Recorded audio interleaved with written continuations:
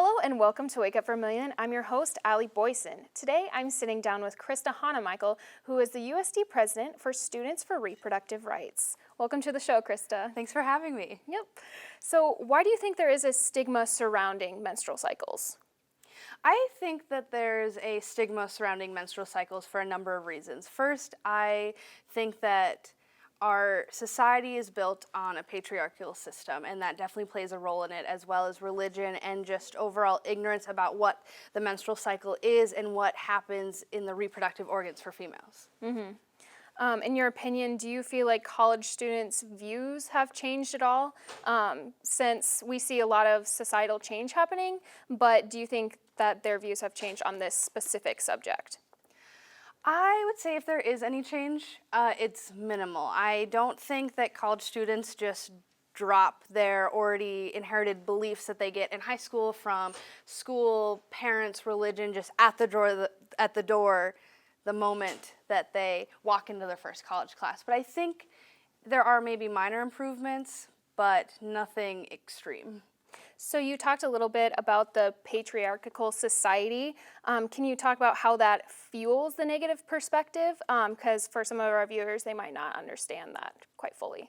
Yeah, so our society has a very pervasive message that women need to be clean, proper, and tidy, and having a menstrual cycle is juxtaposed to that message.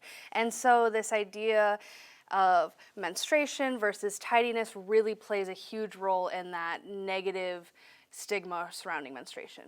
And how do you think that affects women?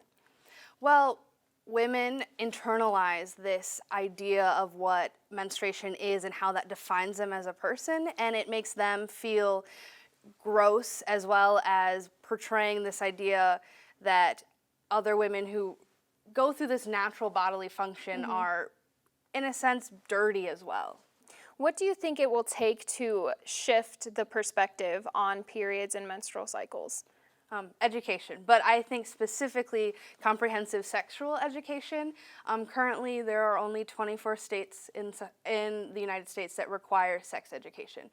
South Dakota is not one of them, and so if we are having a comprehensive sex education program where students can learn not just about, the safeties on like safe sex and birth control and contraception, but understanding the reproductive cycle and what menstruation is and how to properly take care of that, I think we'll see a shift. Can you speak on how this ties in with women's reproductive rights?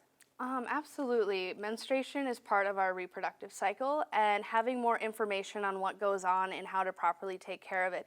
The whole point of having reproductive health and reproductive freedom is being able to make choices, informed choices about our bodies and our destiny, and not having access to products or information on what's going on limits our ability to move freely within society and have that bodily autonomy.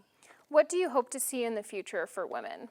I'd like to see more education on the issue, obviously. I think that's going to be the greatest way to combat these stigmas that we are facing in our society, but I also don't want women to be ashamed of it anymore. It's a natural bodily function that all women experience, and to not feel dirty or disgusted is really important so women can live fulfilling lives. Well, that's all the questions I have for today. Thank you so much, Krista, for joining us on today's show of Wake Up Vermillion. And again, thanks for having me. Thanks for watching. Be sure to follow us on all our social medias and subscribe for new content weekly. We'd like to extend a special thanks to our guest, Krista Honomichl, and to Charlie's for letting us use their space.